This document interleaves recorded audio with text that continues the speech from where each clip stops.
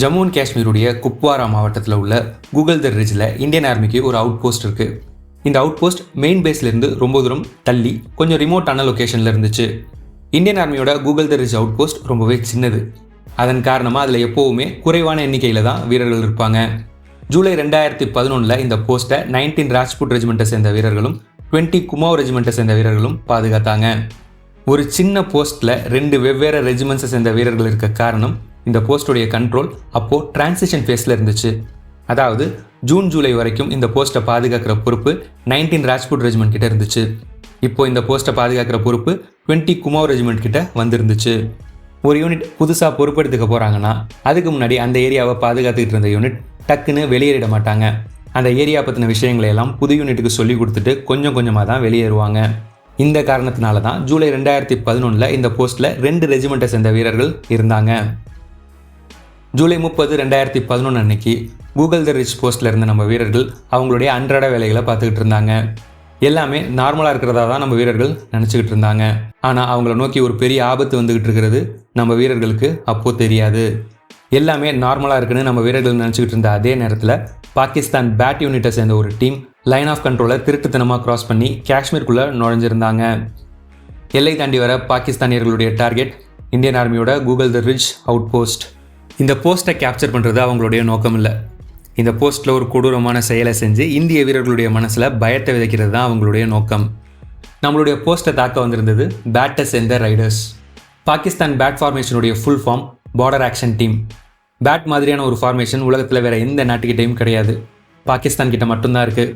Bad ஒன்றும் யூனிக்கான யூனிட்லாம் கிடையாது, இது ஒரு ஸ்ட்ரேஞ்சான யூனிட். ஏன்னா பாகிஸ்தானுடைய பேட் ஃபார்மேஷனில் இராணுவ வீரர்களும் பயங்கரவாதிகளும் சேர்ந்து ஒரே டீமாக செயல்படுவாங்க. உலகம் ஃபுல்லும் இராணுவ வீரர்கள் பயங்கரவாதிகளை எதிர்த்து சண்டை போடுவாங்க.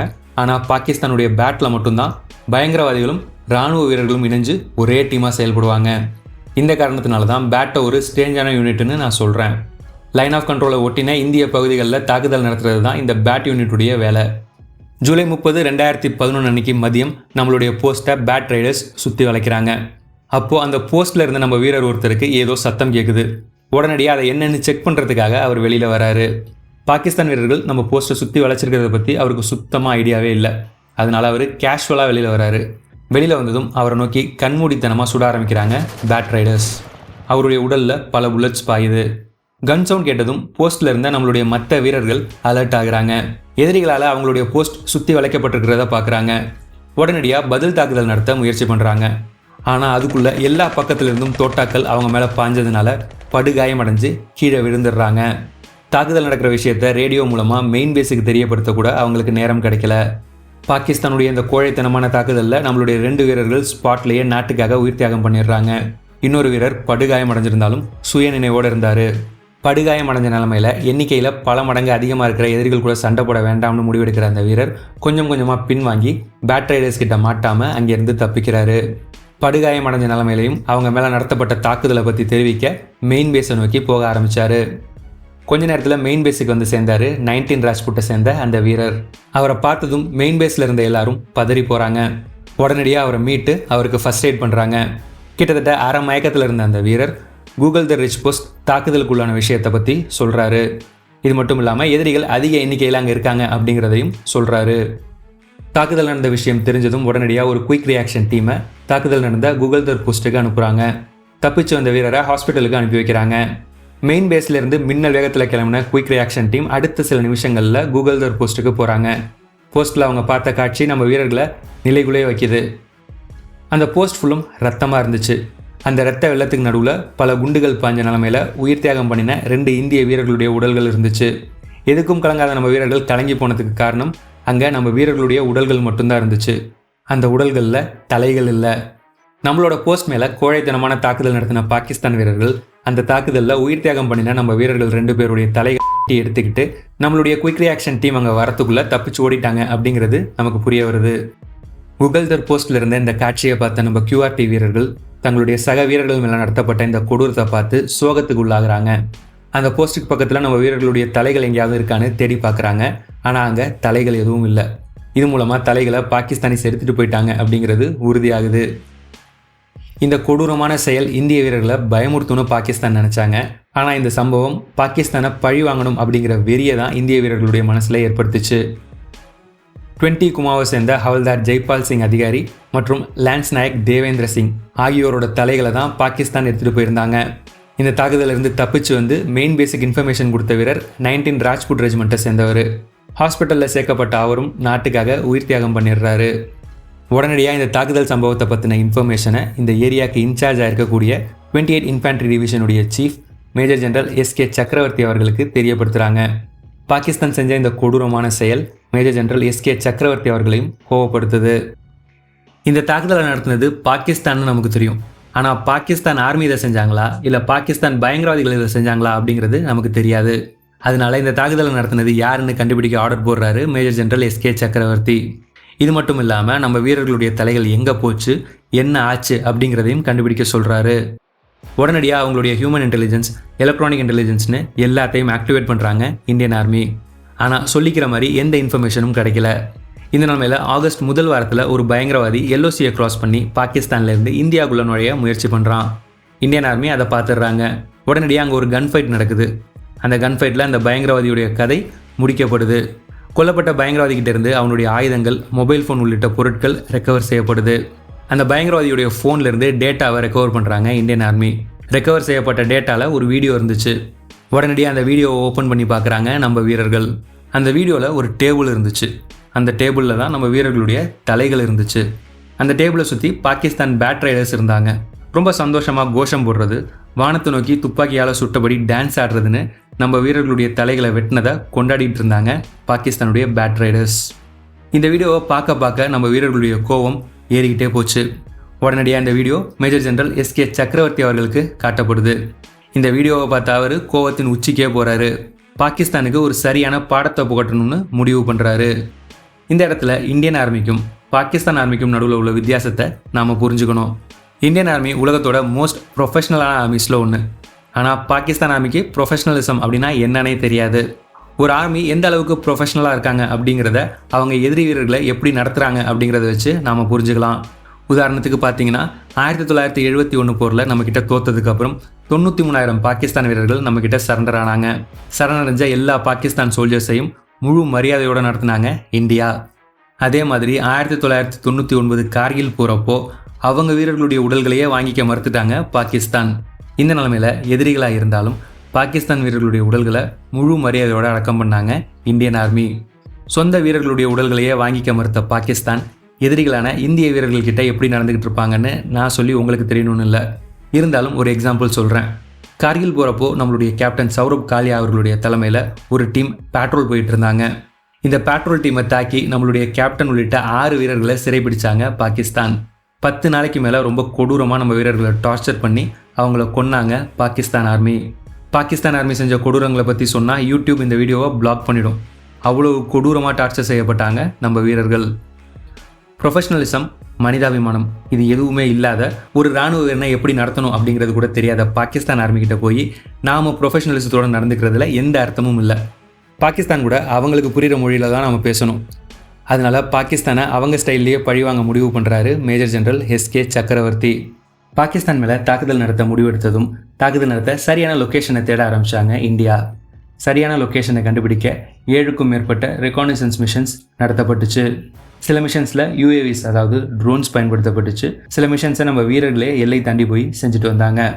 இந்த ரெகானிசன்ஸ் மிஷனுடைய முடிவில் தாக்குதல் நடத்த ஏற்ற இடங்களாக 3 லொக்கேஷன்ஸை ஐடென்டிஃபை பண்ணுறாங்க. ஜோரில் உள்ள போலீஸ் சோக்கி அப்படிங்கிற போஸ்ட், ஹிஃபாசத்தில் உள்ள ஒரு போஸ்ட், லஷ்டத்தில் உள்ள ஒரு போஸ்ட், இது 3 தான் நம்ம செலக்ட் பண்ண டார்கெட் லொக்கேஷன்ஸ்.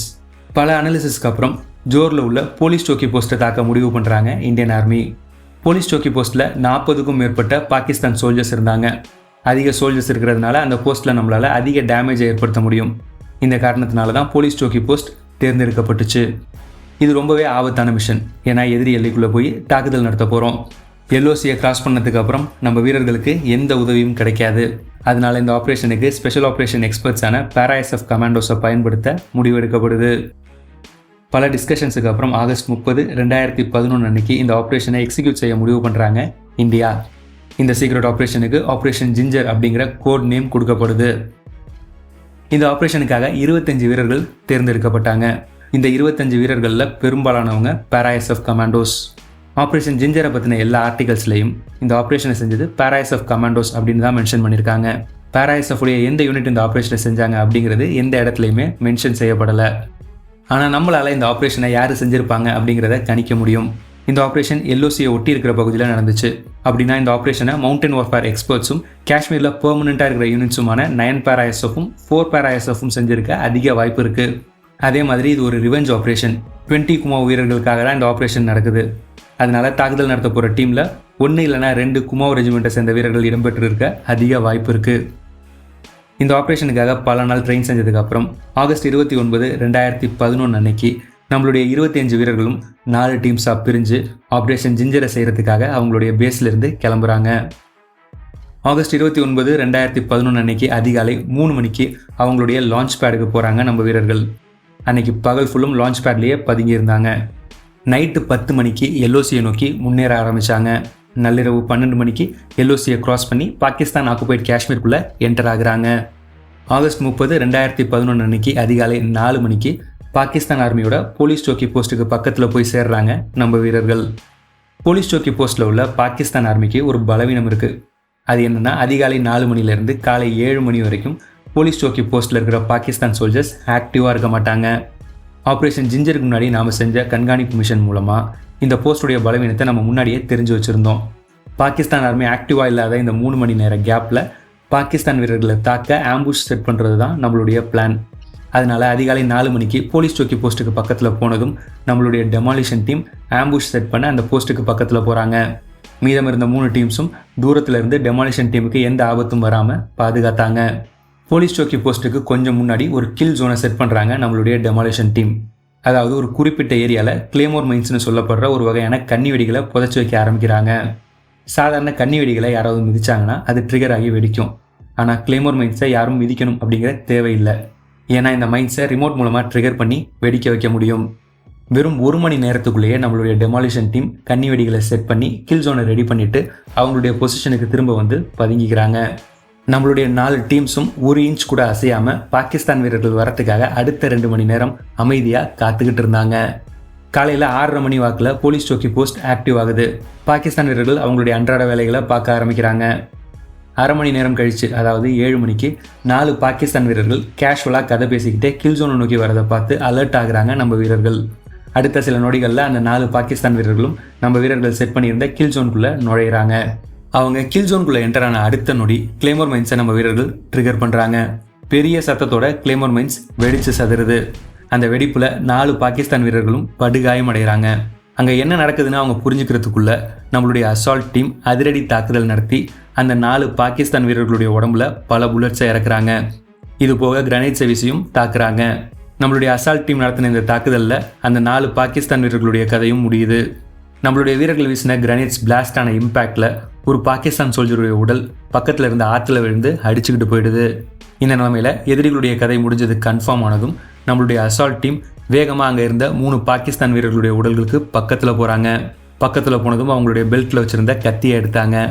அந்த கத்தியை வச்சு அந்த 3 பாகிஸ்தான் வீரர்களுடைய தலைகளை அவங்களுடைய உடம்புலேருந்து துடிச்சு தனியாக எடுக்கிறாங்க. தலைகள் மட்டும் இல்லாமல் அந்த 3 பாகிஸ்தான் சோல்ஜர்ஸுடைய weapons, rank insignias, mobile phones உள்ளிட்ட பர்சனல் ஐட்டம்ஸை ட்ராஃபியாக, அதாவது நினைவு சின்னமாக எடுத்துக்கிட்டாங்க நம்ம வீரர்கள். கடைசியாக அங்கேருந்து கிளம்புறதுக்கு முன்னாடி எலிமினேட் செய்யப்பட்ட 3 பாகிஸ்தான் வீரர்களுடைய உடல்களுக்கு அடியில் ப்ரெஷர் ஐஇடிஸை பிளான் பண்ணிவிட்டு அங்கேருந்து கிளம்புறாங்க நம்மளுடைய அசால்ட் டீம். இந்த ஐஇடிஸை வச்சதுக்கு காரணம் என்னென்னா, எலிமினேட் செய்யப்பட்ட இந்த 3 பாகிஸ்தான் வீரர்களுடைய உடல்களை பாகிஸ்தான் ஆர்மி கண்டிப்பாக ரெக்கவர் பண்ணுவாங்க. ரெக்கவர் பண்ணும்போது உடல்களை தூக்குவாங்க. அப்போது இந்த ஐஇடி ட்ரிகர் ஆகி வெடிக்கும். இது மூலமாக பாகிஸ்தானுக்கு இன்னும் அதிக இழப்பு ஏற்படும். அசால்ட் டீம் அவங்களுடைய பொசிஷனுக்கு வந்ததுக்கப்புறம் நம்ம வீரர்கள் அங்கேருந்து கிளம்ப தயாராகிறாங்க. நம்ம வீரர்கள் அங்கேருந்து கிளம்ப தயாராகும்போது கில் ஜோனில் ஏற்பட்ட வெடிப்பு சத்தத்தை கேட்டு அலர்ட்டான 2 பாகிஸ்தான் சோல்ஜர்ஸ் வேகமாக அந்த இடத்த நோக்கி வராங்க. வந்த வேகத்திலே அவங்கள நம்மளுடைய ஸ்னைப்பர் டீம் 1 எலிமினேட் பண்ணுறாங்க. ஆனால் இன்னும் 2 பாகிஸ்தான் வீரர்கள் வேற ஒரு சைட்லேருந்து வந்து ஸ்னைப்பர் டீம் 1 தாக்க முயற்சி பண்ணுறாங்க. ஆனால் ஸ்னைப்பர் டீம் 1க்கு பாதுகாப்பு கொடுத்த ஸ்னைப்பர் டீம் 2 அந்த 2 பாகிஸ்தான் வீரர்களையும் எலிமினேட் பண்ணுறாங்க. இந்த மொத்த ஆப்ரேஷனும் வெறும் 45 நிமிஷம் தான் நடந்துச்சு. வந்த வேலையை முடிச்சுட்டு 7:45க்கு நம்மளுடைய 4 டீம்ஸும் அங்கேருந்து சேஃபாக வெளியேற ஆரம்பிக்கிறாங்க. நம்மளுடைய டீம்ஸ் போலீஸ் சோக்கி போஸ்ட்லேருந்து கொஞ்சம் தூரம் தான் வந்திருப்பாங்க. அப்போது போலீஸ் சோக்கி போஸ்ட்லேருந்து பெரிய வெடிப்பு சத்தம் வருது. அந்த சத்தத்தை கேட்டதும் அவங்க வச்ச ஐடிஸ் தான் வெடிச்சிருக்கு அப்படிங்கிறத நம்ம வீரர்கள் புரிஞ்சுக்கிறாங்க. பாகிஸ்தான் ஆர்மிக்கு அதிக இழப்பு ஏற்படுத்தின சந்தோஷத்தோட வேகமாக வெளியேற ஆரம்பிக்கிறாங்க. ஆப்ரேஷன் ஜிஞ்சரை சக்ஸஸ்ஃபுல்லாக முடிச்சுட்டு திரும்ப வரும்போது நம்ம கமாண்டோ ஒருத்தர் பாகிஸ்தான் வச்சுருந்த கன்னி வெடியில் சிக்கிடுறாரு. ஃபார்ச்சுனேட்டாக அவருக்கு எந்த பெரிய காயமும் ஏற்படலை. அவருடைய டீம்மேட்ஸ் ஃபர்ஸ்ட் எய்ட் பண்ணி அவரை சேஃபாக கூட்டிகிட்டு வந்துடுறாங்க. நம்மளுடைய ஃபர்ஸ்ட் டீம் 12 மணிக்கு பேஸுக்கு திரும்பினாங்க. அவங்கள தொடர்ந்து அடுத்தடுத்த டீம்ஸும் பேஸுக்கு சேஃபாக வந்து சேர்ந்தாங்க. கடைசி டீம் 2:45க்கு நம்ம பேஸுக்கு வந்தாங்க. இது மூலமாக நமக்கு எந்த இழப்பும் ஏற்படாமல் ஆப்ரேஷன் ஜிஞ்சரை சேஃபாக முடித்தாங்க நம்ம வீரர்கள். நம்ம நாட்டுக்குள்ளே நுழைஞ்சு நம்ம வீரர்கள் 2 பேருடைய தலைகளை எடுத்துகிட்டு போனாங்க பாகிஸ்தான். அதுக்கு பழிவாங்கிற விதமாக எல்லை தாண்டி போய் தாக்குதல் நடத்தி குறைஞ்சபட்சம் 8 பாகிஸ்தான் வீரர்களுடைய கதையை முடிச்சுட்டு 2 தலைகளுக்கு பதிலாக 3 பாகிஸ்தான் வீரர்களுடைய தலைகளை கொண்டு வந்தாங்க நம்ம வீரர்கள். ஐஇடி வெடித்ததில் எத்தனை பாகிஸ்தான் சோல்ஜர்ஸுடைய கதை முடிஞ்சுது அப்படிங்கிறது தெரியல. அதையும் சேர்த்தா ஆப்ரேஷன் ஜிஞ்சரில் நம்மளால் எலிமினேட் செய்யப்பட்ட பாகிஸ்தான் வீரர்களுடைய எண்ணிக்கை இன்னமும் அதிகமாகும். சுபேதார் பர்வேஸ், ஹவல்தார் அஃப்தாப், நாயக் இம்ரான் ஆகிய 3 பாகிஸ்தான் வீரர்களுடைய தலைகளை தான் நம்ம வீரர்கள் கொண்டு வந்திருந்தாங்க. பாகிஸ்தான் மாதிரி நம்ம வீரர்கள் அந்த தலைகளை வச்சு டான்ஸ் ஆடி கொண்டாடலை. அந்த தலைகளை ஒரு ஃபோட்டோ மட்டும் எடுத்துக்கிட்டு அந்த தலைகளை புதைச்சிடுறாங்க. ஆப்ரேஷன் ஜிஞ்சர் முடிஞ்சு 2 நாள் கழித்து ஒரு ஹையர் ரேங்கிங் ஜெனரலுடைய இன்ஸ்ட்ரக்ஷன் படி அந்த 3 தலைகளும் தோண்டி எடுக்கப்பட்டு தீயிட்டு கொளுத்தப்படுது. ஃபைனலாக அந்த சாம்பல் கிஷன்கங்கா ஆற்றுல கரைக்கப்படுது. இந்திய வீரர்களுடைய மனசில் பயத்தை ஏற்படுத்தணும் அப்படிங்கிற நோக்கத்தில் தான் கூகுள்தர் போஸ்ட்டை தாக்கினாங்க பாகிஸ்தான். ஆனால் அந்த தாக்குதல் இந்திய வீரர்களை பயமுறுத்தலை, அவங்கள கோவப்படுத்துச்சு. அந்த கோவத்தின் வெளிப்பாடாக இந்தியா ஆப்ரேஷன் ஜிஞ்சரை செஞ்சாங்க. ஆப்ரேஷன் ஜிஞ்சர் ரொம்பவே ப்ரூட்டலாக இருந்துச்சு. இந்த ஆப்ரேஷனுடைய ப்ரூட்டாலிட்டியை பார்த்து பாகிஸ்தான் வீரர்கள் பயந்து நடுங்கி போயிருந்தாங்க. அடுத்த சில மாதங்களுக்கு எங்கே இந்திய வீரர்கள் மறுபடியும் வந்து தாக்கிடுவாங்களோ அப்படிங்கிற பீதியிலேயே சுற்றிட்டு இருந்தாங்க பாகிஸ்தான் ஆர்மி. ஆப்ரேஷன் ஜிஞ்சர் ஒரு டாப் சீக்ரெட் ஆப்ரேஷன். 2011 நடந்த இந்த ஆப்ரேஷனை பற்றி 2016 தான் வெளி உலகத்துக்கு தெரிய வந்துச்சு. நாம் என்ன ஆயுதத்தை எடுக்கணும் அப்படிங்கிறத நம்மளுடைய எதிரி தான் முடிவு பண்ணுறாங்க. அதுக்கு ஒரு பெஸ்ட் எக்ஸாம்பிள் தான் இந்த ஆப்ரேஷன் ஜிஞ்சர். இந்த வீடியோவை இவ்வளோ நேரம் ஃபுல்லாக பார்த்ததுக்கு ரொம்ப நன்றி. இந்த வீடியோ உங்களுக்கு பிடிச்சிருந்தா இந்த வீடியோவை லைக் பண்ணுங்கள். வீடியோ பற்றின உங்களுடைய கருத்துக்களை கமெண்ட்ஸில் சொல்லுங்கள். இதே மாதிரி நிறைய வீடியோஸ் பார்க்க இந்த சேனலை சப்ஸ்கிரைப் பண்ணிக்கோங்க. இந்த சேனலை சப்போர்ட் பண்ணணும்னு நினச்சிங்கன்னா ஜாயின் பட்டனை ப்ரெஸ் பண்ணி சேனலில் மெம்பராக சேர்ந்து சப்போர்ட் பண்ணுங்கள். இந்த வீடியோவை இதோட முடிச்சுக்கிறேன். அடுத்த வீடியோவில் உங்களை பார்க்குறேன். தேங்க்யூ, பாய்.